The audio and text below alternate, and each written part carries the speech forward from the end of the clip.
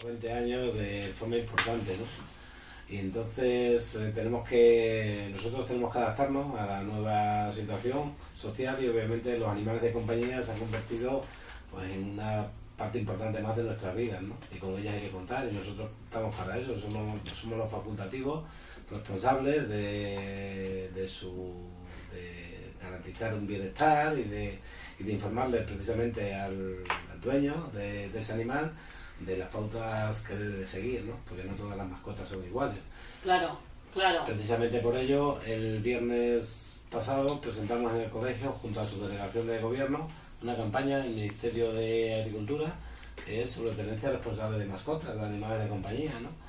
Y está basada principalmente en 5 elementos, en 5 puntos, ¿no? Importantes, ¿no? El primero es si se debe de tener o no se debe de tener una mascota, porque hay veces que el niño en la época de Navidad se encapricha y dice, quiero un perrito. El perrito ese lleva una serie de...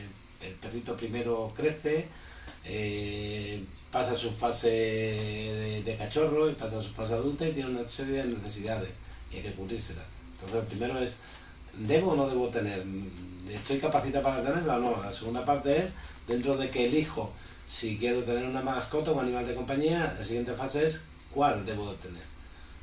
Son distintas las necesidades de un perro, de un gato, de otro tipo de animales. Pues ahora que dices eso, por ejemplo, sí llama la atención muchas veces que en pisos pequeños o en balcones escasos hay un perrazo que dices más grande que una cabra.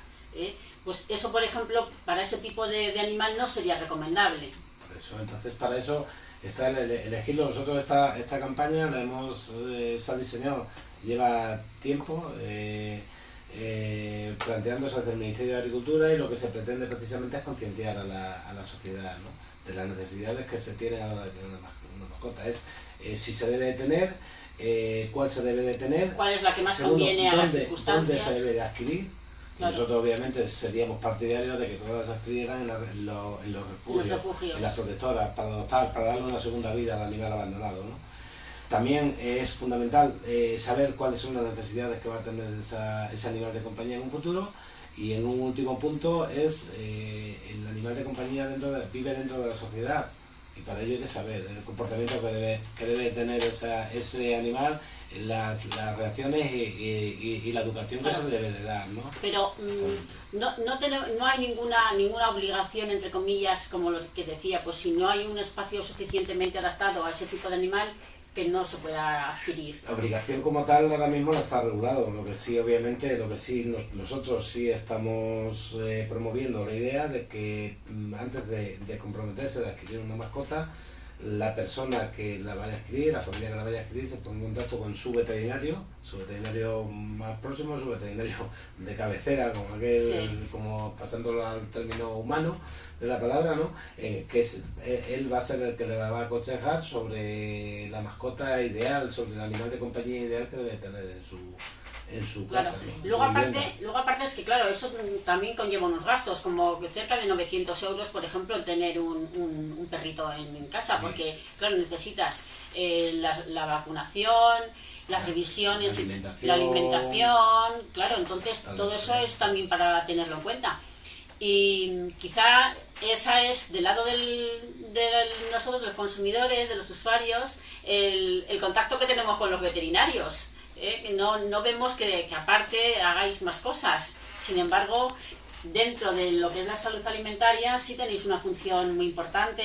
La veterinaria es una profesión tremendamente amplia. El otro día, precisamente, en el acto de celebración del patrón de la Facultad de Veterinaria, en los discursos que estuvieron dando, se celebró el viernes, los discursos que se estuvieron impartiendo desde las distintas autoridades, todas coincidían. Precisamente estuvo la decana y la vicerrectora, que también es profesora de veterinaria, es profesora de la facultad, también estuvieron hablando de lo mismo, de la gran amplitud que tiene de funciones nuestra profesión, ¿no?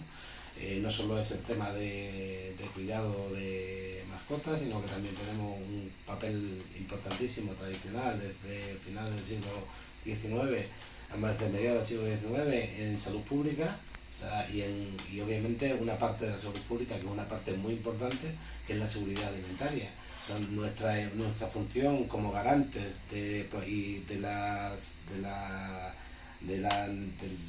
proteger a la salud humana de enfermedades de origen animal, de zoonosis, es fundamental, tanto desde el punto de vista alimentario como desde el punto de vista animal vivo, ¿no? Con los análisis, con el ok.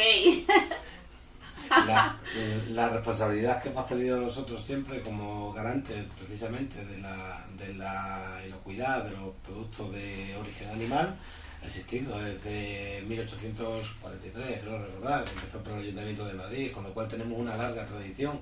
Y de hecho en España la veterinaria tiene una tradición salubrista, garante de las como papel activo en salud pública en España importante, y eso hay que considerarlo, y lo tenemos que considerar porque obviamente la mentalidad es muy distinta y la salida de la profesión también hay que considerarla. Y últimamente sí echamos en falta que quizás es una gran laguna que tenemos, que se nos está desviando la profesión hacia este campo, que es un campo que nos ha dado un prestigio tremendo en los últimos años, pero que quizás lo estamos saturando en exceso, que es el de la clínica de animales de compañía, ¿no? El crecimiento ha sido exponencial, el nivel, no os podéis ni imaginar el nivel al que se llega dentro de la clínica, la cirugía y las distintas especialidades que se hacen dentro de los animales de compañía. O sea, estáis hablando antes, tenemos compañeros que se dedican exclusivamente a la atención de animales exóticos, tenemos especialistas en cirugía y en traumatología, en oftalmología, o sea, similares a lo que actualmente tenemos en humana, pero además con un nivel yo me acuerdo, una calidad tremenda. Yo me acuerdo una vez, y hace mucho, estuve en una clínica veterinaria en Francia, y aquello parecía como una película de Disney, porque abres la puerta y había todo el hall y eran animales de todo tipo, perritos y gatitos sobre todo, uno con una pata de como una ruedita, el otro con la cabeza vendada, o sea, era como un balneario perruno y gatuno, y la verdad, y es así, claro, tú tienes un animalito así en casa y le haces todo lo posible para que realmente esté en las mejores condiciones posibles, ¿no? Entonces es fundamental. Además la mentalidad, nosotros quizás hemos tenido, y a nosotros nos ha llegado quizás un poco tarde, por lo que hablabais antes, que estamos quizás en un mundo, nuestra población es muy rural, hemos tenido contacto directo con los animales siempre, y la explosión esta de los animales de compañía nos ha llegado con cierto retraso, ¿no? En relación a lo que ha vivido en las grandes ciudades, ¿no? Pero al final estamos en un nivel importantísimo. Lo que sí echamos de menos quizás sea más equilibrio. De hecho, estamos replanteándonos desde la organización colegial cómo podemos acceder a ese estudiante que llega con 18 años a la facultad, a la universidad, a la facultad de veterinaria, y le podemos abrir el mundo que le espera. O sea, que no solo es clínica de animales de compañía, sino que la veterinaria es tremendamente amplia. Tenemos una participación importantísima dentro del control ambiental, de la salud ambiental, y tenemos una participación muy importante, y siempre hemos tenido un peso en animales de producción, en animales de granja, en garantizar los recursos proteicos a la población humana. ¿Verdad? ¿Tenéis como rutas, digamos, dentro de, como, a ver, como obligatorias para hacer análisis a las distintas granjas, o cuando os llama el propietario que tiene un problema con algún animal? Depende, hay programas obligatorios, de programas de lucha contra determinadas enfermedades que son obligatorios, su cumplimiento. Unos se ejecutan directamente a través de la Consejería de Agricultura, otros se ejecutan a través de empresas contratadas al efecto, como puede ser la empresa de servicios que tenemos contratada en Extremadura, Traxa, y otros tienen la responsabilidad de ejecutarlo los veterinarios responsables de esa protección. Pero por ejemplo, yo como no sé nada de eso, digo, tú imagínate una granja de pollos, van a sacar los pollos, ahí en ese momento actuáis vosotros o no. En una granja de pollos están controlados desde el momento en el que nacen, totalmente controlados. Primero normalmente casi todas las granjas están incluidas en integradoras, que son las que llevan los pollitos, las que llevan las que les surten de pienso. El pienso está tremendamente garantizado en control de trazabilidad, totalmente garantizado, todas estas empresas tienen un veterinario responsable, que es el responsable de la ejecución de esos programas, de las analíticas y demás, y después la Consejería de Agricultura, a través de los veterinarios adscritos a las oficinas veterinarias de zona, es el que garantiza su trazabilidad, y le hace un seguimiento y todas esas cosas. El consumidor tiene que estar perfectamente tranquilo, porque cuando llega un pollo a su mesa, está garantizado por el control de todos los veterinarios en las distintas fases de comercialización. Claro. Y el resto de animales, por ejemplo, aquí tenemos ovejas y Todos, cabras que, todos, digamos, andan un poco más a su aire, que no son de granja, me refiero. Todos tienen un programa de seguimiento específico en ciertas enfermedades.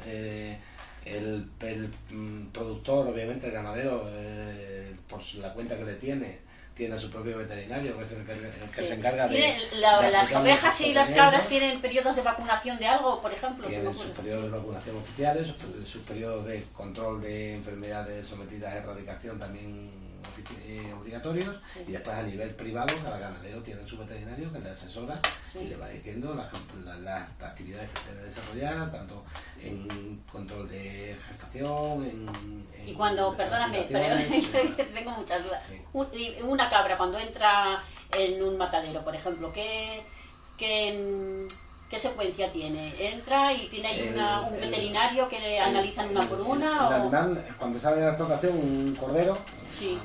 normalmente los que se venden, los que se sacrifican son, bueno, las cabras son cabras, ovejas adultas, son productos más o menos secundarios, principalmente se comercializan sus crías, que son los corderos y los cabritos. Sí. Cuando salen de su explotación, primero tienen el visto bueno, el visado de la Consejería de Agricultura a través del documento de traslado que ampara ese movimiento y que dice que la explotación no está sometida a restricciones sanitarias de ningún tipo desde el origen, y llega al matadero. Cuando llega al matadero,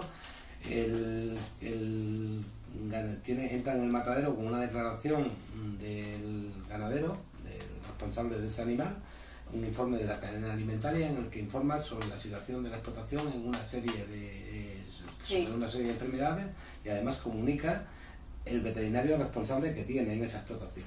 Y a partir de ahí entra un compañero nuestro, que es el veterinario responsable de matadero, que es el que inspecciona ese animal tanto en vivo como en la canal, y los resultados de esa inspección. Y a partir de ahí se deriva si es apto para consumo o no es apto para consumo. Y previamente y posteriormente se hacen controles de residuos al azar, perfectamente estandarizados. O sea que tenemos garantía de que Claro. el animal